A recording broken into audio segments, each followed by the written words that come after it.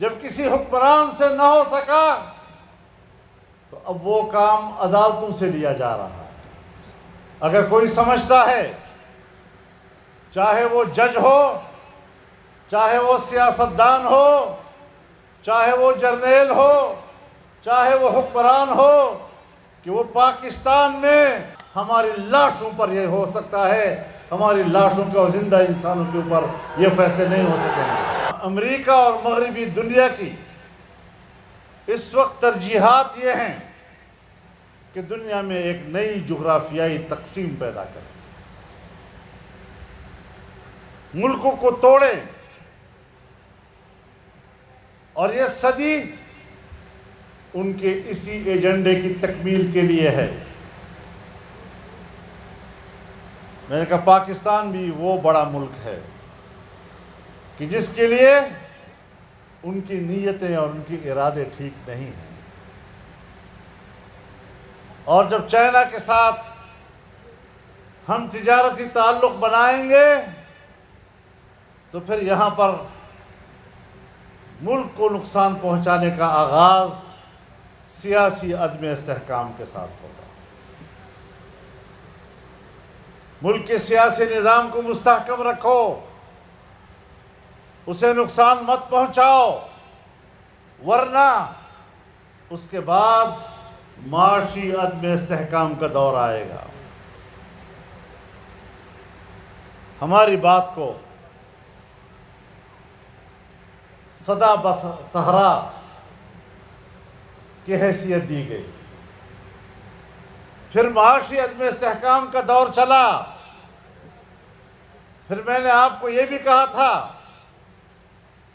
کہ معیشت اس حد تک گر چکی ہے کہ آنے والی کوئی حکومت اب اٹھا بھی نہیں سکے گی۔ میاں شہباز شریف صاحب نے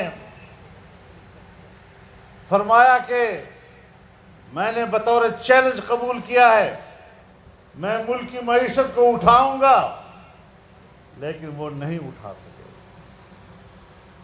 چائنا گئے، آرمی چیف کو بھی ساتھ لے کر گئے، اور پاکستان میں چائنا کی سفارتکاری کو بحال کرنے کے لیے انہوں نے چین کی حکومت کو آمادہ کرنے کی کوشش کی، لیکن انہوں نے ایک ہی بات کہی کہ آپ کے ہاں سیاسی استحکام نہیں ہے، اور آپ کے ہاں امن و امان کی صورتحال خراب ہے۔ جب امن و امان کی صورتحال خراب ہوگی تو یقیناً آپ کی معیشت بھی تباہ ہوگی، اور جب آپ نے سیاسی طور پر ملک کو کمزور کر دیا، پہلے بھی ہماری سرمایہ کاری ضائع ہوئی، اور اب دوبارہ ہم کیسے آئیں؟ پہلے اپنے حالات تو ٹھیک کرو۔ یہ ایسی بات نہیں جو میں یہاں آپ کے سامنے پبلک میں بات کر رہا ہوں، میں نے پرائم منسٹر کی موجودگی میں قومی اسمبلی کے اندر ان کے سامنے یہ بات کہی، اور میں نے ان سے کہا بصد احترام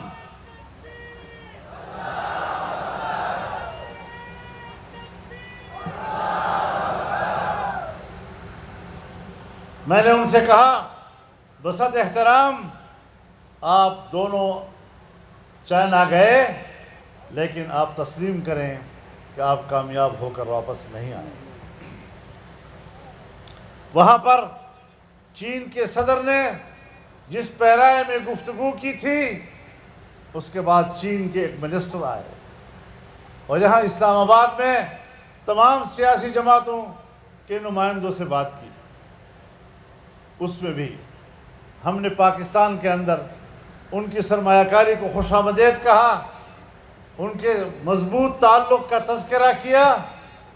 انہوں نے اس کی نفی نہیں کی، لیکن یہ بات ضرور کہی کہ آپ کے ہاں سیاسی عدم استحکام بھی ہے، اور آپ کے ہاں سیاسی طور پر معاشی طور پر بھی استحکام نہیں ہے، امن و امان کی صورتحال بھی خراب ہے، پہلے ان کو ٹھیک تو کرو تاکہ ہم آ سکیں۔ میرے محترم دوستو، اب ان مشکلات میں ظاہر ہے کہ ہم نے ملک کو بھی بچانا ہے، اس ملک کو طاقتور دیکھنا ہے، اور ظاہر ہے جمعیت علماء اسلام جب تک اپنے کسانوں سے رابطہ نہیں کرے گی، اپنے تاجروں سے رابطہ نہیں کرے گی، اپنے مزدوروں سے رابطہ نہیں کرے گی، ان کو اعتماد نہیں دلائے گی، ان کا اعتماد بحال نہیں کرے گی۔ آپ نے دیکھا اس سال ابھی ہم نے فصل نہیں اٹھائی تھی، غیر ضروری طور پر باہر سے گندم کیوں منگوایا گیا، اور اتنا گندم منگوایا گیا کہ یہاں کے کسان کی فصل ان کے گھر میں رہ گئی، وہ فصل بک نہیں سکی۔